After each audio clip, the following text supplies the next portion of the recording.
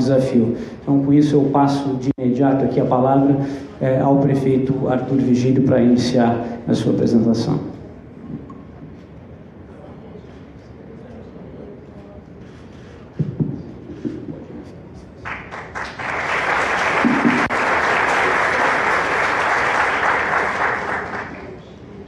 Eu dizia para o Rodrigo que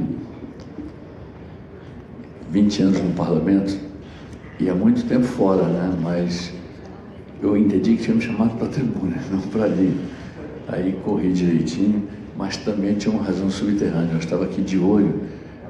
Ele, o nosso, fez uma belíssima demonstração do que, na verdade, deve ser o papel nobre do Ministério Público. O doutor, eu notei aqui, Eduardo da Silva Lima, parabéns mesmo. Mas eu estava vendo que todo mundo desprezava o copo d'água. Eu vim para cá também porque eu estava de olho nesse copo d'água aqui. Então, antes de mais nada, um enorme sentimento de solidariedade em relação ao Rio de Janeiro, que é uma cidade que não me viu nascer, mas me viu crescer emocionalmente, mas emoções de juventude foram todas passadas aqui. E eu me preocupo com a realidade econômica do país como um todo, com cada setor, com cada segmento, mas me preocupo muito com o Rio de Janeiro. O Rio de Janeiro é a minha segunda casa. A gente se lembra que Fernando Henrique me levou à casa dele uma vez para um jantar, e eu estava voando, eu não sabia o que se passava. Horas tantas, o Fernando Henrique disse assim: olha, eu estou deixando para vocês aqui não sei se o Luiz Paulo sabe disso, o deputado, o senador Arthur Vigílio, para ser candidato a prefeito aqui do Rio de Janeiro. E eu fiquei impressionado, porque aí começou. Eu ajudo nisso, ajudo naquilo, aquilo outro. Eu tomei um susto, porque eu pensei que parecia entre piada e uma responsabilidade grande que eu teria que enfrentar. E eu, na volta, quando ele me deixou no hotel que eu estava, eu falei: pô, presidente, uma dessas assim, né? Uma dessas a gente não está esperando. Tentador era, mas tinha também aquele compromisso com a minha terra, o compromisso com o Amazonas, com Manaus.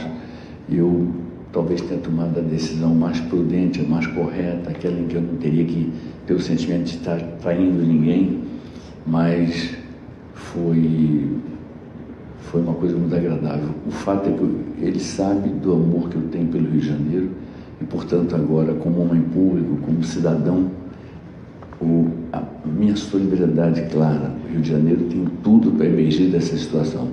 Vai custar que custe.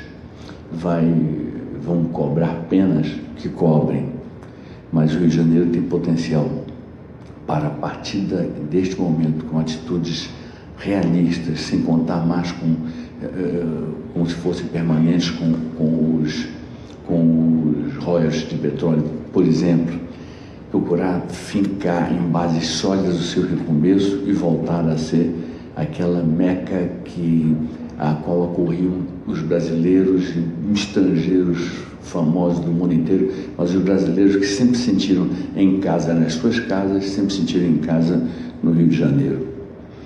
Eu queria saudar o meu querido amigo mesmo, Eduardo Eugênio Gouveia Vieira, lúcido e correto presidente da Firjan. Ao seu lado, Carlinho Mariani, amigo muito querido também.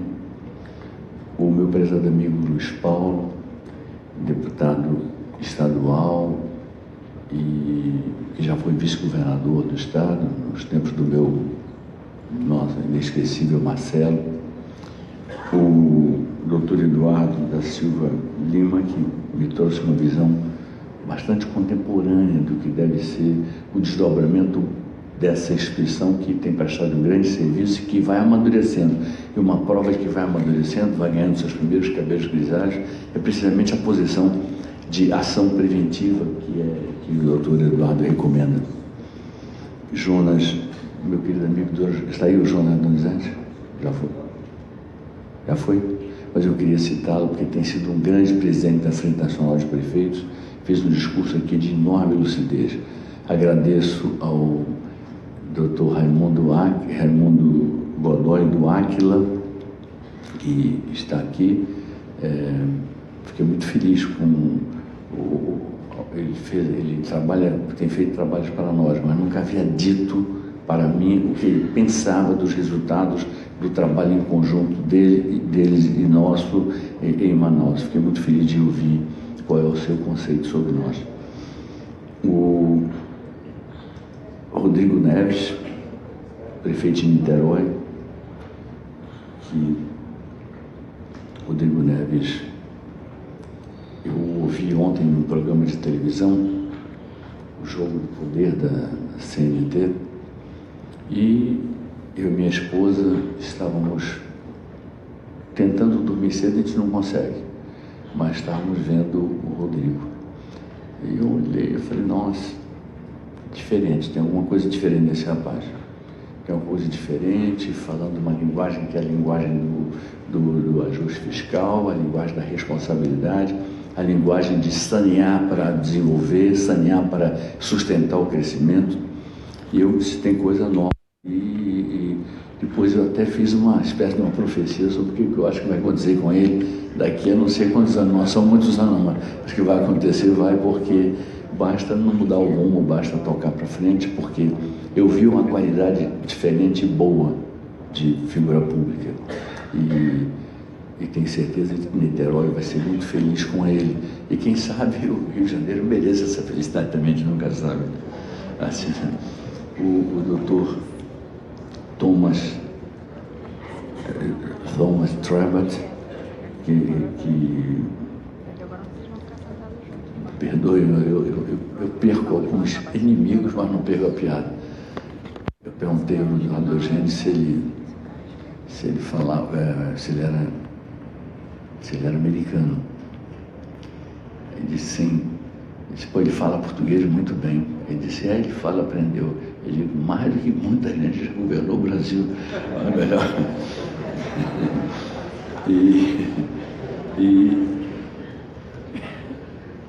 E aqui, eu sinceramente eu gostaria de citar o mediador, doutor em economia, que tem um lápis aqui em relação ao seu nome, porque anotaram tudo para mim, é que nem assim. O Roberto Campos dizia que estatística é como um biquíni, mostra tudo menos o essencial. Agora aqui mostraram tudo menos o essencial, que o mediador do nosso debate é o a doutora Uth, que vem de uma escola de primeiro nível de economia, e tenho certeza que será um debate muito intenso, muito interessante. Mas olha só, eu vou citar aqui alguns tópicos e fazer algumas declarações. Em primeiro lugar, aqui todos que estão nesta sala se colocam de acordo quanto ao fato de que nós, todos aqui, somos a favor de gestão fiscal responsável. Eu considero que quem não seja tem que passar por um exame psiquiátrico, examinar. O Dr. Lima se refere a quem infla despesa, infla orçamento e depois se expõe a tantas preocupações, a tantas penas, a tantos rigores da lei. Quando era muito mais fácil fazer o que ouvi ontem o Rodrigo declarar que fez, não foi diferente do que eu fiz. O Rodrigo pega uma situação que não era a melhor. Não me parece nem que ele abriu a primeira carta, me parece que ele viu o que tinha que fazer e fez. E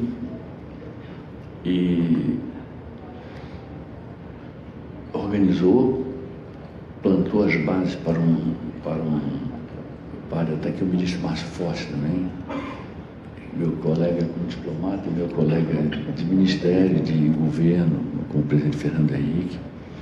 Mas o Rodrigo organiza, procura aumentar sua capacidade de investimento, portanto, comprime o custeio, comprime o supérfluo, comprime aquilo que não é essencial e procura garantir com recursos próprios, e buscando parcerias, claro, mas com recursos próprios procura garantir o máximo de felicidade social, de realização social a partir de investimentos econômicos com prioridades corretas para o seu povo. Foi isso que eu notei na sua fala, Rodrigo, ontem. Aqui nós temos bom, o doutor Lima falou na lei do acesso à informação. Eu passei 3 anos sofrendo uma perseguição muito dura do governo federal. E foi bom. Se foi ruim, mas foi bom também, contraditoriamente, porque eu aprendi a viver só. Eu aprendi que tinha que viver só, e nós hoje somos uma prefeitura que gosta da boa companhia e gosta de boas parcerias, como já tem com o BIRD, com o BID, com a CAF, boas parcerias, tem com o Banco do Brasil hoje, tem com a Caixa Econômica, todas as agências de financiamento estão muito abertas para nós. Mas nós aprendemos a viver sozinhos e sobrevivemos sozinhos e chegamos a este reconhecimento da Firjan sozinhos, sem ajuda, sem nada, nenhum apadrinhamento, nada, nenhum recurso fácil caiu do céu, ao contrário, foi tudo muito duramente financiado pelo próprio povo de Manaus. Então,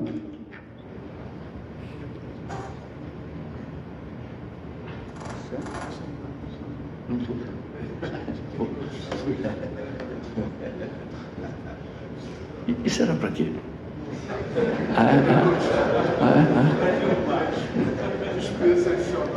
Vou colocar no lugar mais seguro, viu? Eu acho. Mas olha só, eu vou tentar resumir. A lei do acesso à informação, o governo anterior, ao que está aí, os governos anteriores, me negaram sistematicamente pedidos que eu fiz para saber quanto que eu havia gasto de cartão corporativo quando eu fui ministro do presidente Fernando Henrique, chefe da Secretaria-Geral da Presidência da República. Não me deram, não houve meios. Enrolava no meio, parece que agora sai.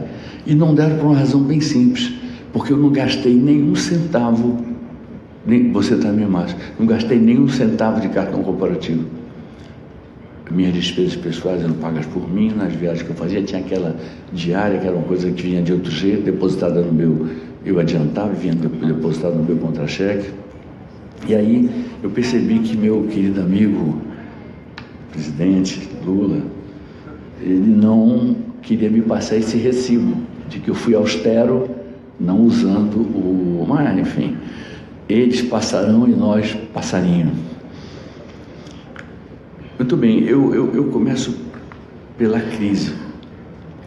Muitos analistas econômicos muito mais qualificados, está aqui meu irmão que é doutor em economia, o Ricardo, está aqui o doutor Raúl, enfim, tantos analistas econômicos muito mais qualificados do que eu, viram em algum momento que o Brasil mudava suas políticas macroeconômicas e com isso ele escolheu um novo caminho. Poderia ser o caminho da redenção, um caminho melhor? Ou seria o caminho de se impor ao país um enorme retrocesso? Eu entendi que foi o caminho do retrocesso. E quando eu falo isso, não estou falando de maneira sectária. Foram os governos do presidente Fernando Henrique, foi o primeiro governo do presidente Lula, apesar de alguns percalços que passou no outro plano, não no plano econômico, mas o ministro Palocci, antes de a gente perceber essas tantas personalidades que ele tem, o ministro Palocci, ele fez uma belíssima gestão até então, até o momento daquelas coisas todas desagradáveis, fez uma belíssima gestão, e aí foi crescendo a influência do ministro Mantega, e não havia prestígio no PT, no governo do PT, não havia prestígio do ministro Meirelles, presidente do Banco Central, e então ficou meio desbalanceado. Depois veio o governo da presidente Dilma, que aprofundou, até porque ela tinha crença nesse sentido, cabeça cepalina, cabeça no grande homem que foi Raul Presbítero, mas em cima das teses nacional-desenvolvimentistas próprias para os anos 50 do século passado. E haja achar que era um gesto de bondade baixar juros. Baixo juros porque eu sou boa pessoa. Como eu achava que não podia baixar naquela hora, eu era uma má pessoa, porque eu simplesmente não estava baixando os juros. Então, essa coisa assim, que no fundo tem até um fundamento meu. Eu sou católico, então não estou criticando as religiões, estou dizendo apenas que tem um fundo católico, um fundo religioso, não é nem católico, tem um fundo religioso nisso, de dizer assim, eu baixo os juros porque eu sou uma boa cristã. Aí depois ela vê que ela não é tão boa cristã assim, porque os juros aumentam. Os mercados sancionam aquela medida equivocada e os juros aumentam porque não havia sustentabilidade. Me parece que estão cedendo os juros básicos de maneira mais sustentável agora, e sem assoldamentos. Eu vejo isso como um dado positivo. Mas essa crise eu a denunciei quando senador em 2007. Eu não podia imaginar a intensidade dela, o tamanho dela. Foram 30 meses de recessão. Eu não podia imaginar a intensidade dela, o tamanho dela, nem a duração. E eu não podia, ironicamente que seja, não podia imaginar que eu, que a havia denunciado junto com tantas outras pessoas, e eu no caudal dessas pessoas, eu não podia imaginar que eu ia ser o prefeito de Manaus na hora em que essa crise iria estourar. Quer dizer, uma ironia, eu ajudo a denunciá-la e ela estoura nas minhas mãos, enfim. Muito bem, eu dizia isso ontem para minha esposa está aqui, a Elizabeth, ela sempre comigo, porque é uma grande companheira, Eduardo Eugênio, e também depois saiu aquela lista em que eu fui eleito dos 10 homens mais bonitos da América Latina. Não me larga, uma coisa assim impressionante. E ainda conta com a minha filha, essa moça linda que está do lado dela, que também faz aquele bloqueio. Enfim, eu sei, eu imagino que com Brad Pitt deva ser bem pior. Mas olha, então o que é que nós fizemos? Nós, que tínhamos a cabeça da austeridade, que tínhamos a cabeça da responsabilidade fiscal, que ajudamos a aprovar a lei de responsabilidade fiscal, nós redobramos os cuidados com a austeridade. E já aprendi aí a primeira lição. A economia pode voltar a crescer e vai voltar a crescer. E precisa da reforma da Previdência, vamos ser claros. Não tem como adiar mais a reforma da Previdência. Não tem como adiar mais. Agora é uma questão de sobrevivência de gerações. É uma questão de se pagar ou não pagar os proventos relativos às aposentadorias conquistadas por direito adquirido e se garantir as aposentadorias das pessoas que vêm por aí. E eu percebo no Congresso, eu conheço o Congresso muito bem, inventam todos os pretextos que vão do ético ao isso, aquilo outro, mas no fundo uma grande parte dos congressistas tem medo de votar a reforma da Previdência porque acha que tira voto. Tem medo porque tem medo dos cartazes da CUT, tem medo porque tem medo de ser admoestado em aeroporto, tem medo porque... E assim, não vai votar nunca, porque é eleição em 2018. 2020 eleição de novo, de 2022 outra, e a democracia vai se fazendo de eleição em eleição. Então é a primeira coisa que eu digo. Nós sabíamos que a austeridade, ajudei a aprovar a lei de responsabilidade fiscal, eu sabia que a austeridade, ela teria que ser redobrada, mas aprendi uma lição. Pode haver a maior bonança construída por todos nós no Brasil, e lá, enquanto governarmos, nós não abriremos mão desse princípio da austeridade, do princípio de não gastar. Não é porque eu tenho mais que eu vou então consumir supérfluos. Não vamos consumir supérfluos, nós vamos aumentar a nossa capacidade de investimento, e já vou dizer para vocês qual foi o salto que nós demos. Fizemos duas coisas que foram muito importantes para nós. Dois decretos, Manaus enfrentando a crise e o Comitê de Desburocratização, para nós facilitarmos, inclusive, a criação de um ambiente de negócio, que eu reconheço que ainda é um dos nossos pontos falhos. Nós temos que avançar muito mais nesse campo e nesse ponto, melhorar o ambiente de negócio na cidade. Nós enxugamos a máquina, reduzimos cargos, enxugamos de 32 aparelhos para 19 secretarias, e as secretarias funcionam com bastante funcionalidade. Nós contratamos consultorias especializadas, para nós irmos buscar em quem sabia os caminhos que nós precisávamos descobrir. Fizemos um pouco com o Falcone, estamos fazendo bastante com o Áquila, do Dr. Raimundo Godoy, e isso significou nós termos dado um pulo no IDEB, 20º não sei o que lugar para 11º, estamos acesos para entrar no top 10, acesos, nós estamos com tudo, e são às vezes com escolas, uma da escola inadequada, no bairro pobre, é aí que obteve a maior nota, 7,6, uma nota que é digna de qualquer escola de classe média alta em qualquer lugar do país, e lá é uma escola muito pobre. Nós estamos acreditando muito que o investimento que fizemos em salário de professores, cumprindo as datas base, sem demagogia, sem abonos, sem recurso a essas coisas pequenas que fazem parte de uma forma de administrar atrasada, que nós superamos aquilo que é o nosso desafio de 2015, nós partirmos para enfrentar o desafio da infraestrutura física, mas sem ela, nós descemos do 23º para o 11º lugar no IDEB e que estamos com sede de avançar muito mais. Nós repactuamos dívidas, contratos, convênios, congelamos os aluguéis de escolas, por exemplo, há 4 anos estão congelados. Congelamos o custeio. Eu assumi, doutora Uth, eu assumi em 2013. Então, nós gastamos aí no investimento em custeio, nós jogamos para o custeio em 2016 o mesmo que se consumia em 2012. O custeio não subiu. E alguém falou que tem a com unha, né, que tem que cortar. É isso mesmo. É isso mesmo, a gente trabalha essa unha com muita decisão, com muita definição. Nós encontramos de resto a pagar, nós não somos São Paulo, nós não somos uma realidade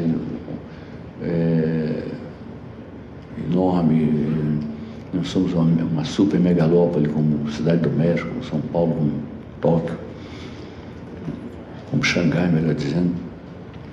Para os nossos números, nossa arrecadação é de 5 bilhões de reais, esperamos atingir isso neste ano. E nós encontramos uma dívida em 2000, quando a arrecadação era outra, encontramos uma dívida de exercícios passados no valor de 347 milhões. Nós pagamos toda essa dívida menos 50 milhões. Nosso objetivo é uma prefeitura com déficit zero. Não importa de que tenha sido do presidente Washington Luiz, não importa. Nós queremos déficit zero em 2020, né, quando deixamos o poder. Nós combatemos os desperdícios e a corrupção. E as duas coisas são semelhantes.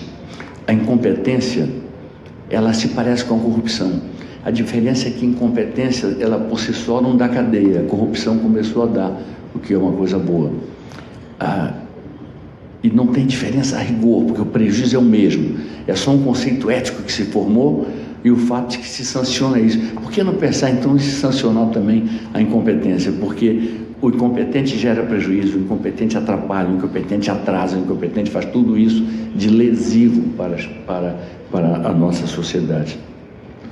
Nós cumprimos com as nossas datas base, estamos mandando todas elas agora, com efeitos financeiros já para o ano que vem, está tudo provisionado, tudo direitinho. Nosso 13º salário, quando a gente via tanta pendura, não paga salário, aquilo dizia, nossa, será que agora eu vou ter que me gabar de que estou pagando salário? Mas o fato é que, independente de crise, 2013 não foi crise, 2014 os últimos trimestres foram de crise, mas nós nunca deixamos de depositar, bem antes, março, no mais tardar abril, o 13º salário na parte que se refere à primeira metade, aquela que nós pagamos não em julho, nós pagamos em junho, e sempre com muita antecipação.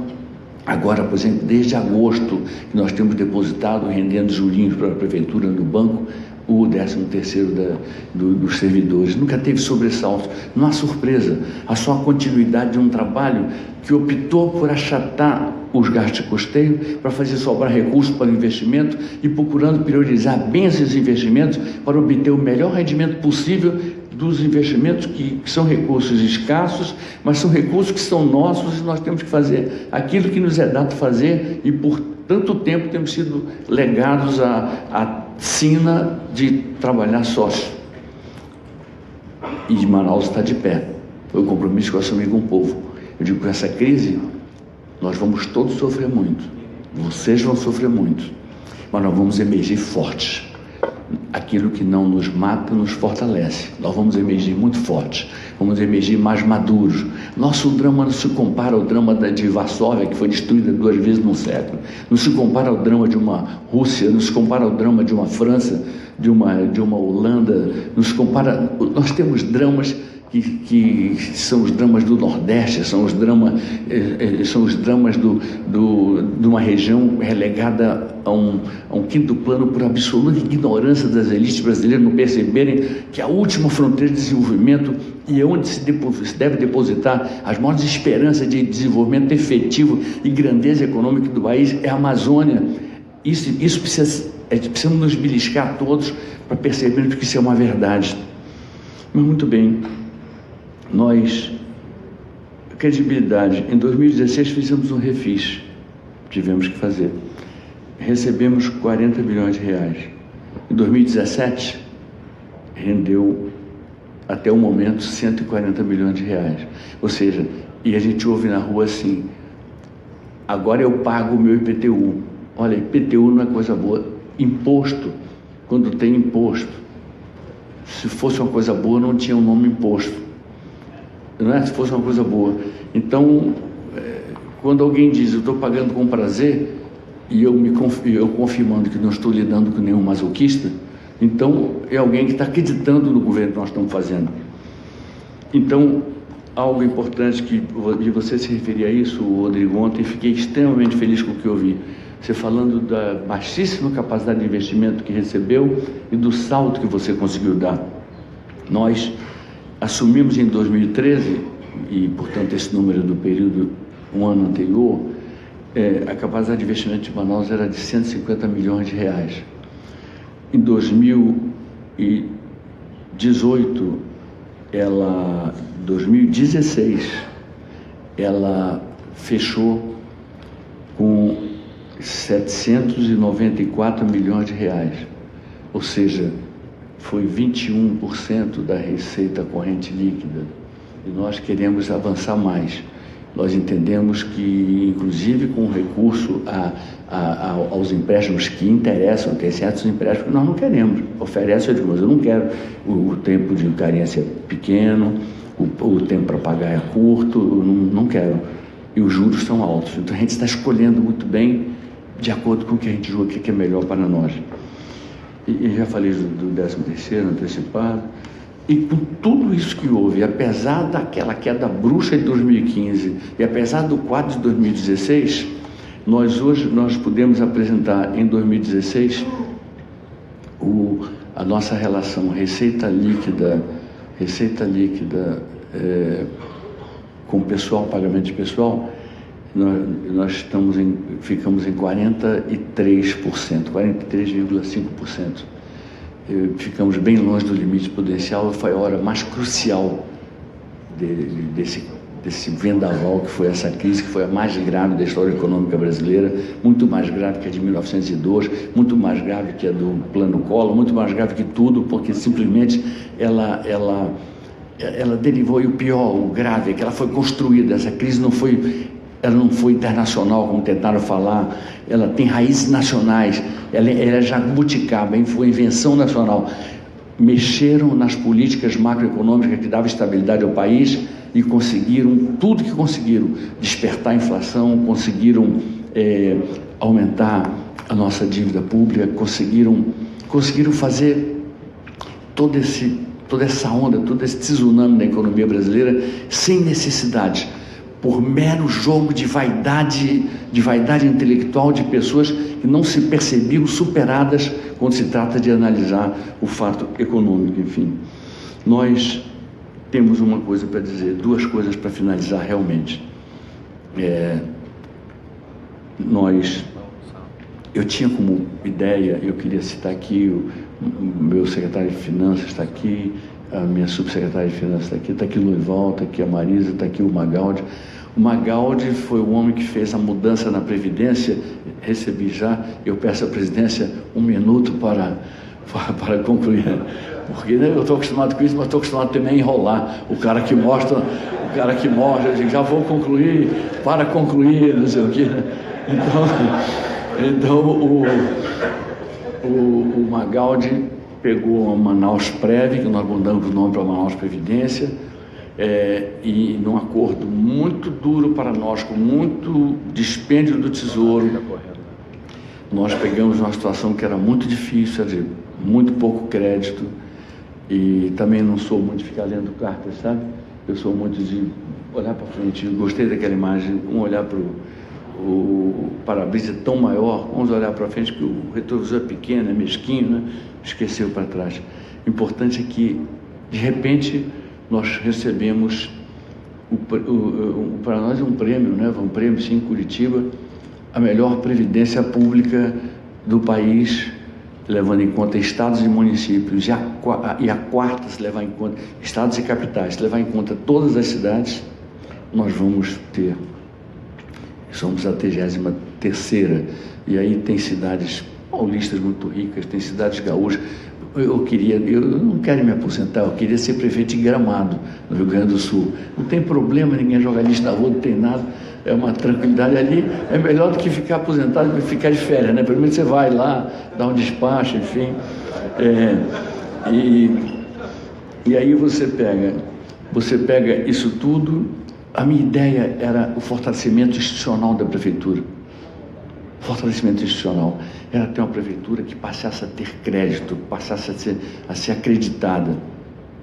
O índice Feijão, para nós, Eduardo e Eugênio, muito importante. Esse reconhecimento é muito importante. Nós sabíamos que estávamos lutando para chegar a esse caminho, mas não sabíamos que o caminho era todo esse. Não sabíamos que era todo esse. E o resultado era todo esse.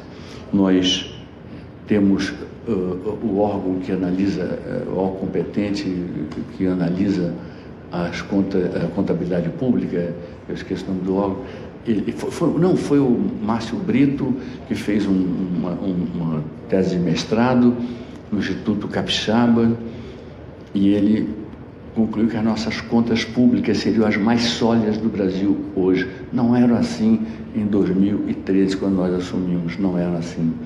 E o nosso portal da transparência, graças, Lima, a uma colaboração muito estreita com o Ministério Público Federal ou outra instância, eu tenho uma relação muito boa com ambos os ministérios públicos e de modo geral, com as instituições todas do Estado. Só tem me dado mal com o governador, isso aí. Mas Mas eu espero que a coisa melhore já agora, né? Até depositei meu voto no Cabra lá, então tem que se manifestar.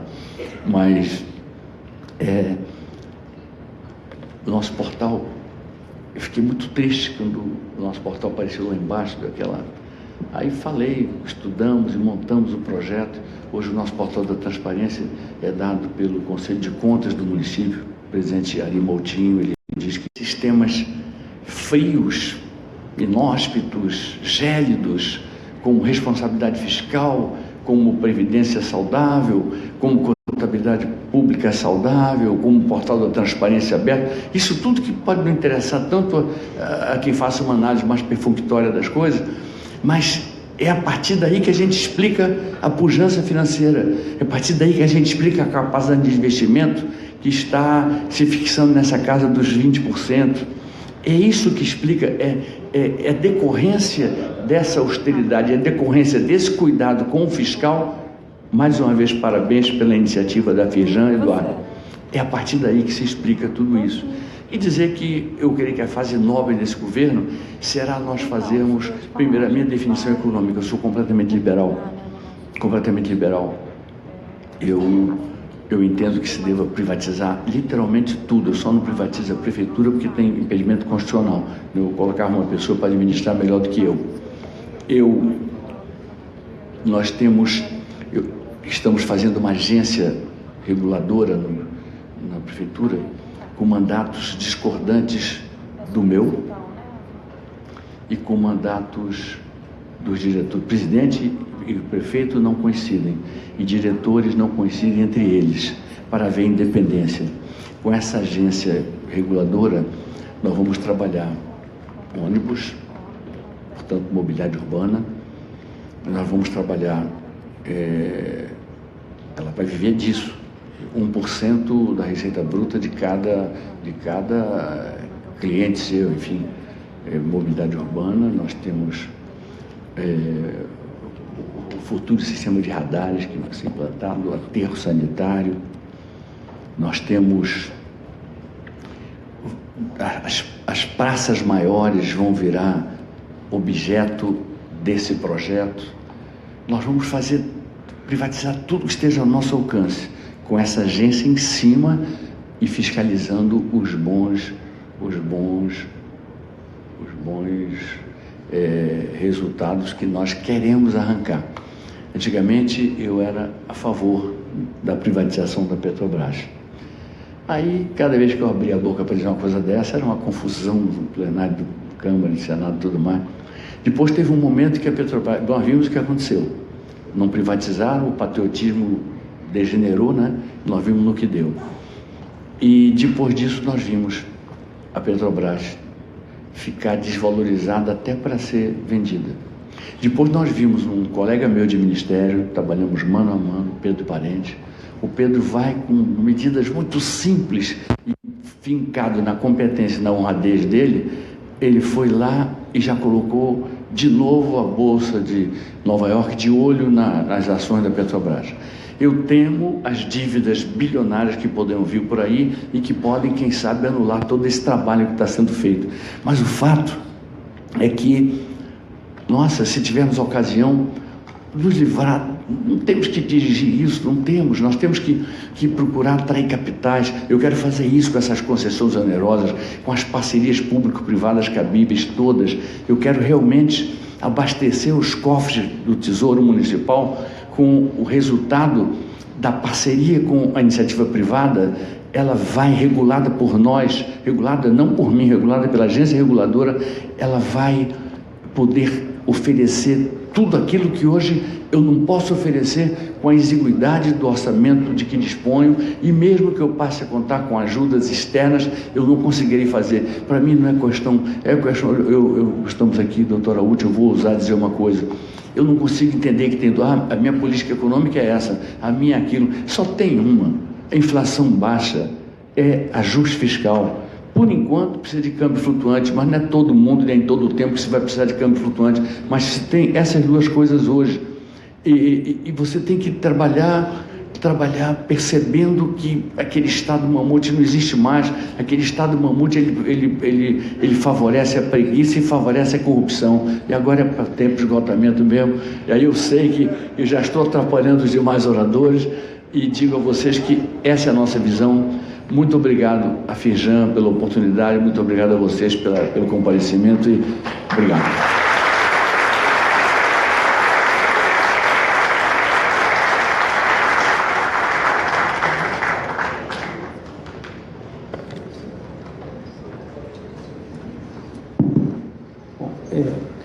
Cumprimentar aqui, dar os parabéns ao prefeito Arthur Virgílio pela essa excelente apresentação. Eu acho que é um motivo de satisfação e esperança para todos nós ver